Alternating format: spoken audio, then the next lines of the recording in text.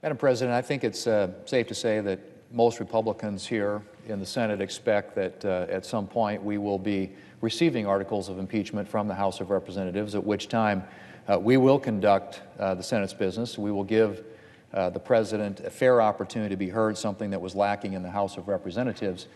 I heard the Democratic leader's suggestion that the reason the House had to sit on this is because if they sent this over to the Senate, that somehow the Senate would dismiss this early or immediately or something along those lines. And I have no idea where that comes from. That's never been the intention here for Republicans in the Senate. Republicans in the Senate know full well that we have a job to do under the Constitution in which we hear the case, hear the arguments, ask questions, consider the possibility of additional evidence being presented, and we've said all along that that's how we intend to treat this. But we want to make sure that it is a fair process, a process that isn't rushed, a process that isn't partisan as it was in the House of Representatives. And we have gone so far as to suggest that the precedent that be used be the Clinton precedent. In other words, the precedent was used during President Clinton's impeachment process back in 1999. At that time, there were 100 votes in the Senate, 100 votes, Republican and Democrat, supported that particular process, which, as I pointed out, allows for both sides to make the arguments, the managers in the House of Representatives to come over and make their case, for the President and his team to have an opportunity to respond to that, and then for senators to propound questions, which it seems to me at least is a fair process. So far, we haven't seen the articles, nor have we seen any cooperation from the Senate Democrats about a process that would do all the things I just mentioned. So the Democratic leader's suggestion that they needed to wait all this time because they have to somehow ensure that Republicans were not going to dismiss this that is just a false argument. And I would argue that the House of Representatives sitting on this and stalling it undermines the very point that they made about why it was so important that they do this. If they rush it, that they not hear some of the witnesses, not subpoena some of the witnesses. Some of the very people that they want the Senate to subpoena and hear from are people that they could have subpoenaed and heard from.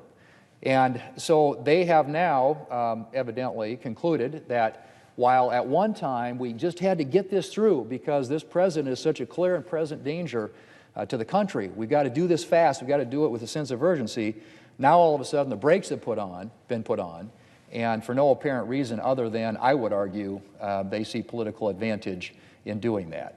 But the fact of the matter is, the Senate will hear this at some point if we receive the articles, and we will employ a process, a fair process, that allows both sides to make their arguments and to be heard, and then we will allow the Senate to do its will. And whatever 51 votes in the Senate decide is ultimately how this will be disposed of.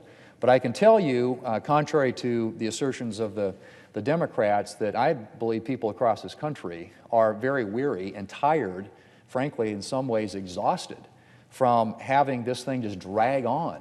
There are so many important issues that we need to deal with. We have a trade agreement that is teed up and ready to go that I hope we can vote on here in the United States Senate that has real relevance to the American people.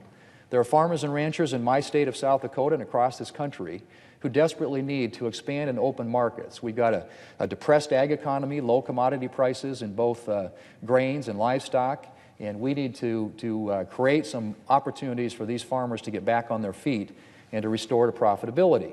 And instead of that, we are waiting for the impeachment articles to come here, and assuming that they do, we will spend who knows how long on processing that at a time when there are so many pressing needs that the American people care deeply about. Not to mention the fact that, in November of this year, we have an election, a presidential election, congressional elections, where the people of this country can weigh in, where they can have their voices heard. And that's how we ought to decide the differences that we have in this country. You have a difference with the President of the United States, you have an opportunity to go vote in November of this year. And if you decide you don't like him and you want to vote him out of office, you can do that. But that's where I think the American people believe this ought to be decided, not through a long, drawn-out, protracted process here in Washington, D.C., where a bunch of members of Congress who should be working on important issues like energy and health care and economy and jobs and wages and things like that are bogged down over this impeachment process. And so I believe, Madam President, that the American people are weary, and I think they know that starting in about 3 weeks in Iowa, they're going to start voting. We've got a presidential election that's underway, and it seems to me that people who have views that they want to express can make their voices heard in an election rather than having a long, drawn-out impeachment process, which, as I said earlier, the House of Representatives initiated in such a hurried way that they came up with some pretty weak tea type articles of impeachment and in a rush to try and get it over here. Now they're stalling it and not delivering it, and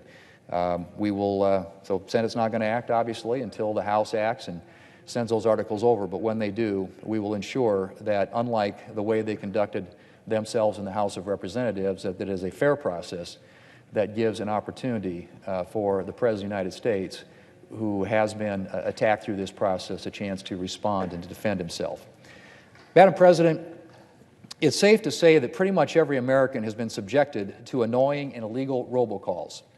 Who hasn't picked up the phone to discover it's an automated message telling you that you've won a trip to the Bahamas, which you can secure by passing along your credit card information or asking for important banking information so your account won't be closed?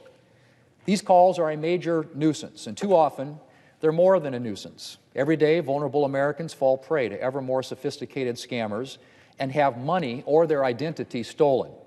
Individuals who fall prey to scammers can spend months or years struggling to get their lives back. Madam President, I've been working on the issue of robocalls for several years now, first as chairman of the Senate Commerce Committee and now as chairman of the Commerce Subcommittee on Communications Technology, Innovation, and the Internet. I worked with Senator Markey to lobby the Federal Communications Commission to create a single comprehensive database of reassigned telephone numbers so that legal callers could avoid contacting people who hadn't signed up for messages. And I've spent a lot of time examining ways to discourage illegal robocalling. While Commerce Committee Chairman, I held a hearing with notorious mass robocaller Adrian Abramovich. His testimony made clear that current penalties for illegal robocallers were not sufficient. Illegal robocallers have been building the cost of fines into their activities, and so far there has been no effective mechanism for criminal prosecution. Based upon Abramovich's testimony and testimony from federal enforcers, I developed the Telephone Robocall Abuse, Criminal Enforcement and Deterrence Act, or what we call the TRACED Act, along with Senator Markey. And at the end of December, the President signed our bill into law. The TRACED Act provides tools to discourage illegal robocalls, protect consumers, and crack down on offenders. As I mentioned earlier, criminal prosecution of illegal robocallers can be difficult. Scammers are frequently based abroad and can quickly shut down shop before authorities can get to them. But I believe we need to make sure there is a credible threat of criminal prosecution and prison for those who use robocalls to prey upon the elderly and other vulnerable Americans.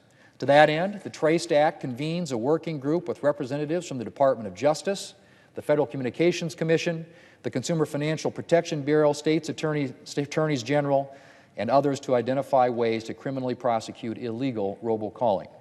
And in the meantime, it expands the window in which the Federal Communications Commission can pursue scammers and levy fines from 1 year to 4 years. The bill also makes it clear for your cell phone carrier to lawfully block calls that aren't properly authenticated, which will ultimately help stop scammers from getting through to your phone. The TRACED Act also tackles the issue of spoof calls, where scammers make the call appear as if it's coming from a known number.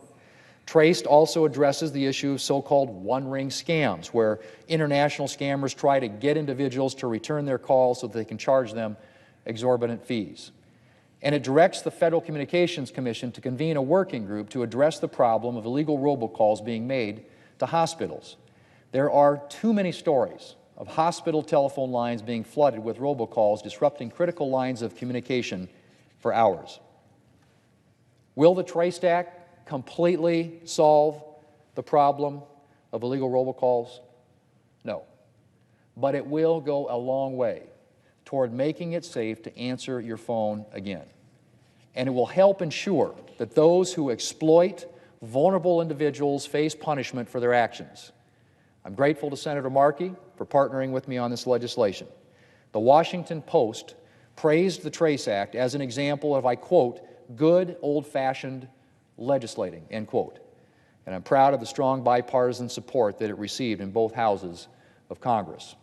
Madam President, I look forward to monitoring the implementation of the Trace Act and to continuing to work to protect Americans from illegal and abusive robocalls. Madam President, I yield the floor.